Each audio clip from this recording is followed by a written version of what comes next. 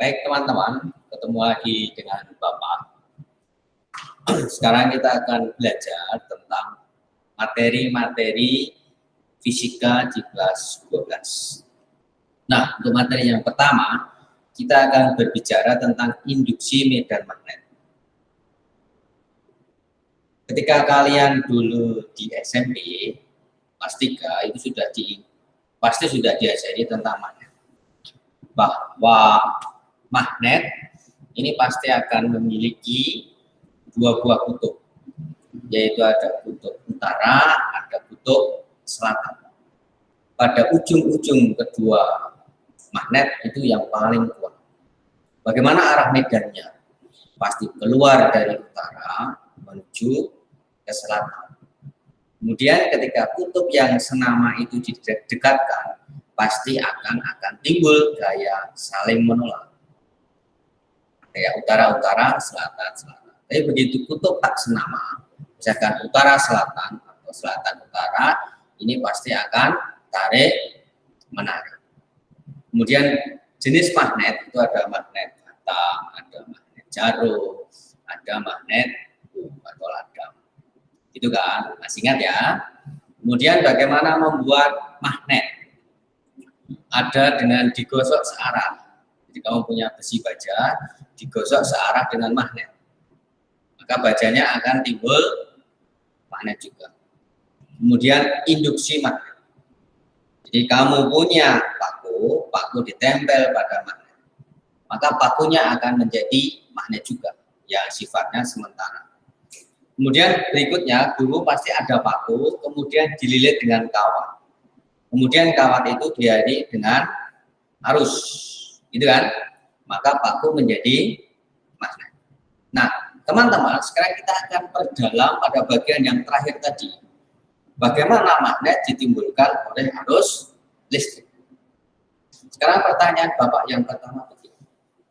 Ketika dalam sebuah industri besi baja, itu kan pasti banyak sisa-sisa potong-potongan yang bertonton, kilogram maksudnya. Bagaimana cara memindahkan sepian-sepian itu?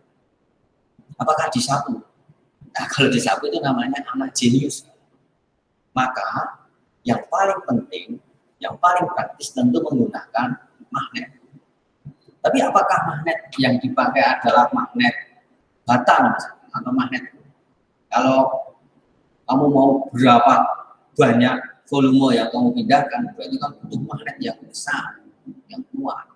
Nah, yang paling gampang menimbulkan dan memutus magnet yaitu dengan arus listrik.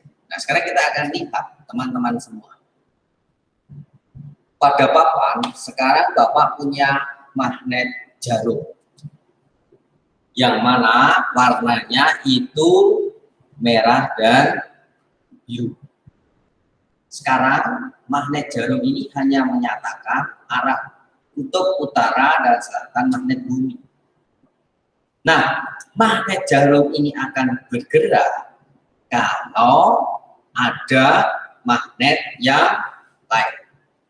Sekarang yang kalian lihat adalah pada jarum yang berwarna merah dan biru. Sekarang rangkaian ini terbuka. Kenapa? Saklar masih belum Bapak tutup. Maka arusnya tidak mengalir. Ini ada baterai, ini ada hambatan. Sekarang saklar saya tutup. Kamu lihat, sekarang jarum kompasnya itu menyimpang. Berarti teman-teman semua, menyimpangnya jarum kompas ini pasti karena magnet yang lain. Nah, magnet yang ditimbulkan tidak lain tidak bukan oleh magnet di sekitar kawat lurus tersebut. Nah, sekarang bagaimana kalau arah arusnya itu kita balik? Misalkan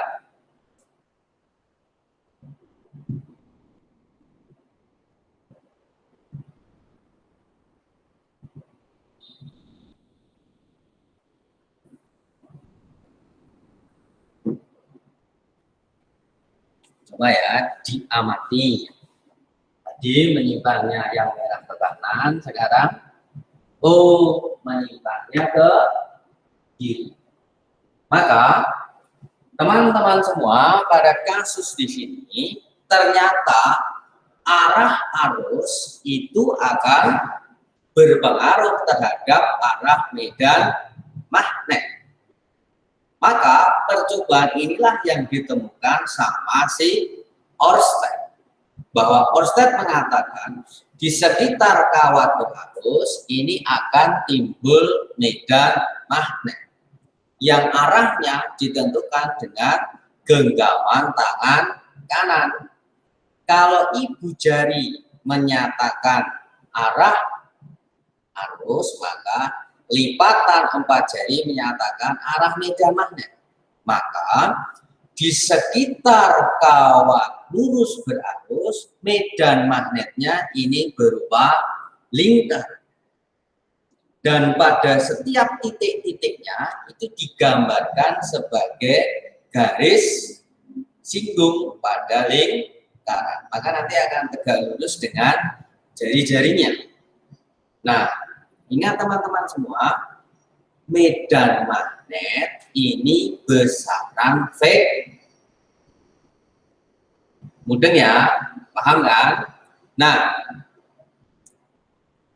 berikut sekarang kita akan lihat penjabarannya seperti apa.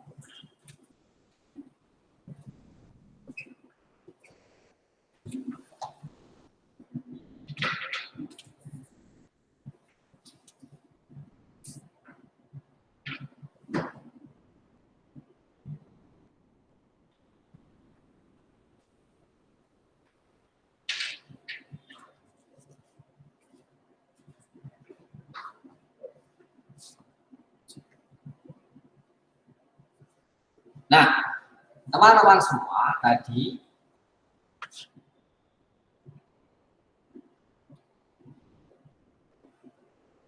kita berbicara terlihat tentang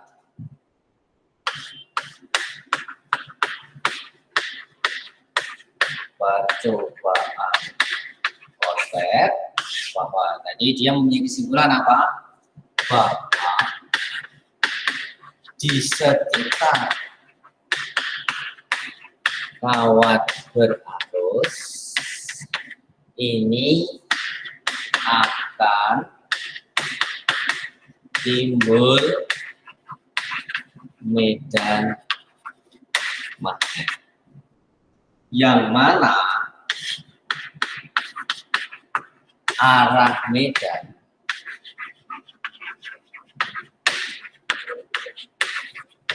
ini ditentukan dengan genggaman, ingat, tangan kanan. Kenapa tangan kanan? Karena Ørsted itu hanya memiliki satu tangan, yaitu tangan kanan. Tangan kirinya kemana? Nggak, dia nggak punya. Kalau nggak percaya, sana tanya sama Ørsted, bangkitkan dari, ya silahkan dipikir sendiri. Nah, sekarang teman-teman semua, sekarang misalkan Bapak punya begini, ini saya punya kawat. Nah, arusnya ini Bapak gambar titik, berarti kawat itu masuk ke sana. Itu ya. Oke. Ya, ini titik keluar, nanti ke matamu.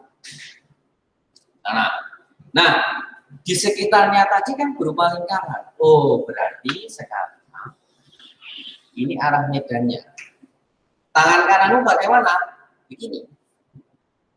Oke? Maka jempol ini menyatakan arah arus, lipatan 4 jari menyatakan medan magnetnya. Berarti medan magnetnya akan berlawanan jarum jam. Maka setiap titiknya, tadi kan Bapak bilang digambarkan sebagai garis itu kan? Maka di sini boleh apa ini?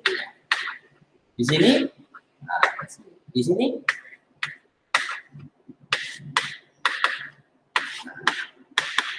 ini begini. Nah, sekarang bagaimana kalau misalkan Bapak gambar dengan garis.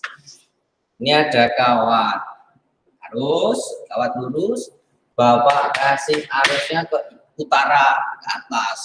Nah, sekarang ada titik P di sini. Ada titik Q di sini. Kamu diminta menggambarkan bagaimana arah medan di titik P dan Q. Nah, pakai begini. Di atas ini kan. Nah, berarti kan muternya begini.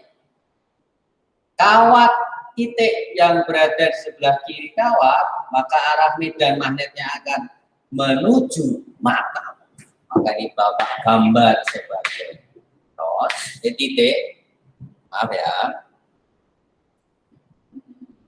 Ini sekarang titik, loh, sedangkan giginya ini sebagai tuh. Nah, sekarang bagaimana kalau misalkan kawatnya begini ya? Gitu kan? Titiknya sekarang di sini. Ini ada titik R, ini ada titik S. Jadi taruh begini lagi. Ya loh? Maka di R ini B-nya akan cross, di S B-nya akan. Nah, sekarang bagaimana kalau letak titiknya itu segaris dengan kawat? Nah, ini misalkan ini, nah titiknya di sini. Ini titik M misalkan. Kemana arah arusnya? Ayo, ini Dimas yang bisa jawab pasti. Atau Debito Maurice bisa nggak jawab? Kemana arahnya? Kalau kamu bisa jawab, nanti dibeliin apa Pak Baca? Ya, ayam. Kalau nggak bisa jawab, seangkatan nggak dari penyayam Ignatius. Ya. Nah, sekarang kamu harus ingat, di sekitar kawat lurus tadi, itu medan magnetnya itu berupa lingkaran. Ya kan? Artinya pasti di sekitarnya.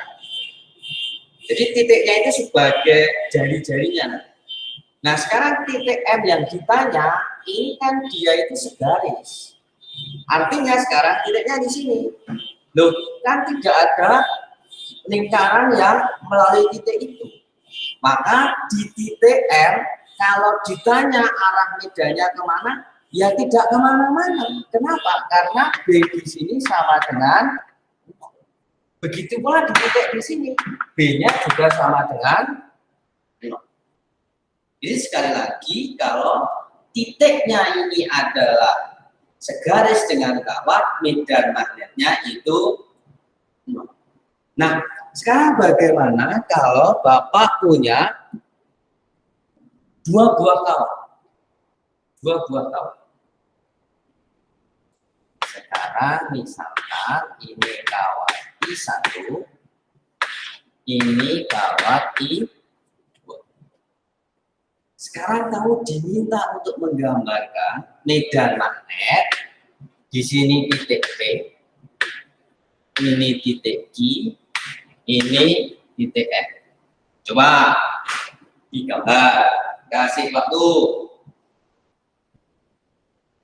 Oke, sudah dicoba toh? Yuk kita cocokkan sekarang. Kita gambarkan B1 ininya ke atas. Putarannya begini. Berarti untuk titik yang berada di sebelah kiri kawat akan menuju ke matamu, sedangkan di sebelah kanan titik akan menjauhi matamu. Maka ini sekarang Bapak gambar sebagai B1. Ini di titik Q-nya B1-nya masuk, di titik R-nya B1-nya juga masuk. Sekarang B2 ke atas juga. Nah, berarti B2-nya adalah untuk titik di sebelah kirinya juga sekarang keluar, di sebelah kanan I2 berarti masuk. Ini sekarang B2, ini sekarang B2. Kemudian yang ini adalah B2. Nah, teman-teman semua, sekarang kalau kamu diminta menjumlahkan, ingat ini medan, ini vektor, berarti B di titik E. Sekarang kamu lihat ada dua vektor yang arahnya sama-sama titik. Ingat acuan kita menuju pengamat positif, menjauhi pengamat itu negatif. Berarti B totalnya adalah B1 plus B2. Sedangkan di titik Q ada dua vektor, satunya titik, satunya cross, berarti berlawanan arah. Maka ada B2 plus min B1. Kenapa min? Berlawanan arah. Sedangkan di titik R, kenapa min? Sama-sama masuk. B1 plus B2. Oke, mau ada berapapun kawatnya, gambarkan saja. Ada pertanyaan lagi, Pak, mungkin nggak kalau ada dua buah kawat itu berarus, ada nggak titik yang medan magnetnya 0? Lihat aja di gambar, cari yang arah medannya itu berlawanan arah. Maka kalau ada dua buah kawat berarus, kedua kawatnya itu searah arahnya, maka akan 0 ketika titiknya berada di mana? Antara kedua kawat. Nanti besarnya akan kita lihat. Nah, coba ya yang berlawanan arah, kamu coba di rumah. Sekarang bagaimana kalau Bapak punya kasus demikian? Ada dua buah kawat.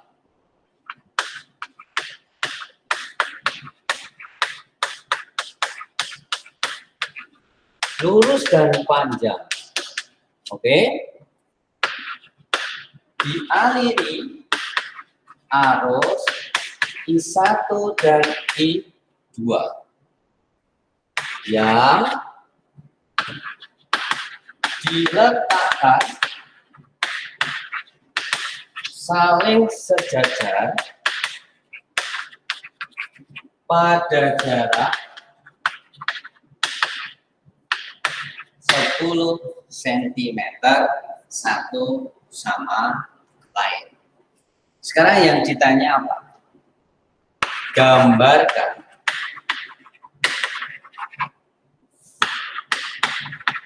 arah medan magnet di titik P yang berjarak 10 cm dari kawat I1 dan 10 cm dari kawat I2. Jika yang pertama arah arus kedua kawat searah, yang B arah arus kedua kawatnya itu berlawanan arah. Oke, ini nah coba lagi, Bapak kasih waktu, yuk dicoba ya, usah buru-buru.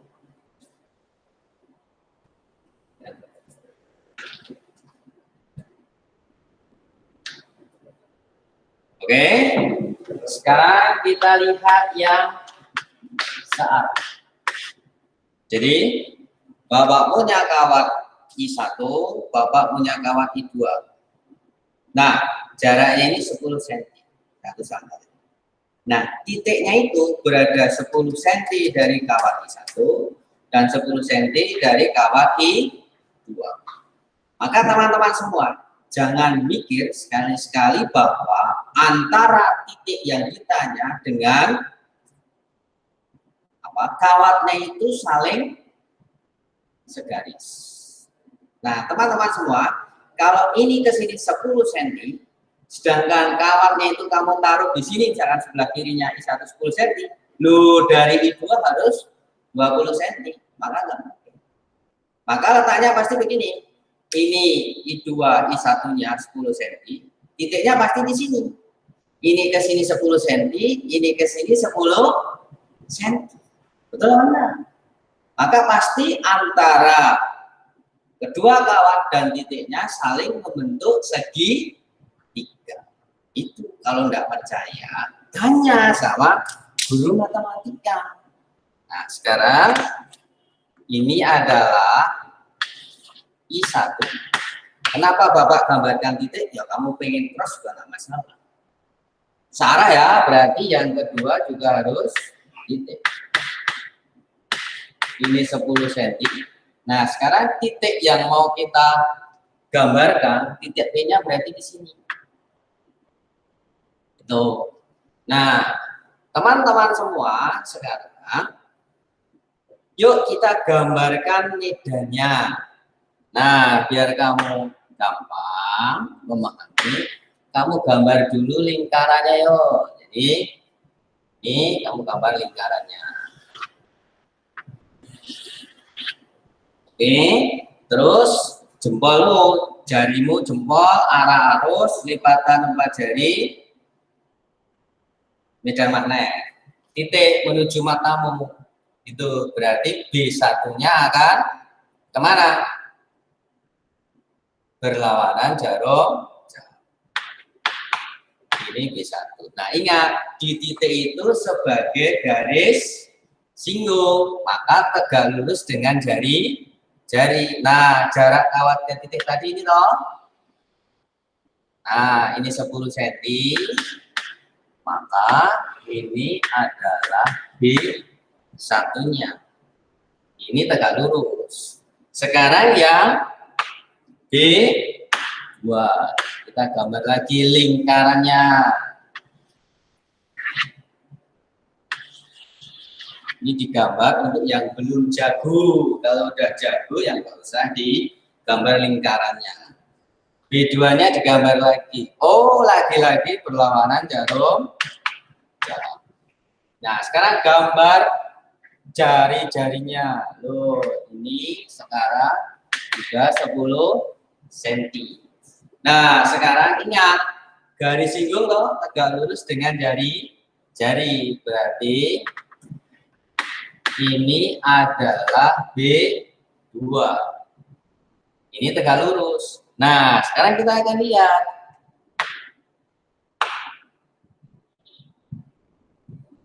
Sepuluh, kata guru matematika pasti membentuk segitiga sama sisi. Yang sudutnya ini pasti 60.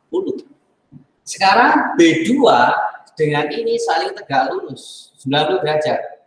Berarti sudut ini 30.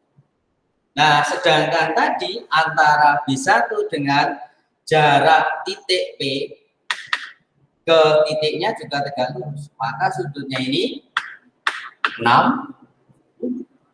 Sekarang ada dua buah vektor saling membentuk sudut 60. Berarti B totalnya bagaimana? Berarti B di B adalah akar B1 kuadrat tambah B2 kuadrat plus 2B1 B2 cos 6. Betul ya? Nah, yang untuk berlawanan arah, coba untuk PR, Bapak cek pertemuan berikutnya. Sampai di sini tetap semangat dan bertekun untuk belajar.